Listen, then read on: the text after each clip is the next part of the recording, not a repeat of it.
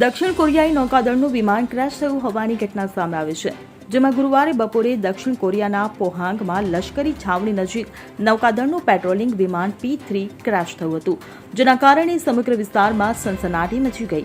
આ વિમાનમાં 4 લોકો સવાર હતા, જેમના વિશે હજુ સુધી સ્પષ્ટ માહિતી ઉપલબ્ધ નથી. ત્યારે વિમાનના ક્રેશની પુષ્ટિ કરતા નૌકાદળે જણાવ્યું હતું કે ગુરુવારે બપોરે ક્રેશ થયેલું વિમાન P-3 હતું.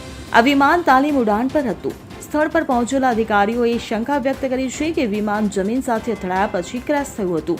અકસ્માતની માહિતી મળતા જ કટોકટી બચાવ ટીમો અને અગ્નિશામક દળો ઘટનાસ્થળે પહોંચી ગયા. એવું કહેવામાં આવી રહ્યું છે કે વિમાન જમીન પર અથડાવાને કારણે આગ લાગી હતી, જેને બુઝાવવા માટે ફાયર ફાઇટર સખત મહેનત કરી રહ્યા છે.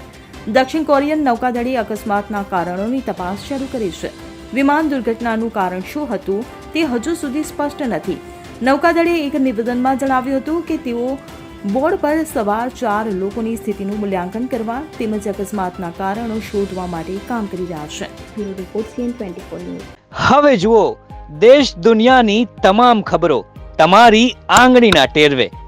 ઉઠાવો મોબાઈલ અને Google Play Store પરથી ડાઉનલોડ કરો અમારી CN24 ન્યૂઝ મોબાઈલ એપ.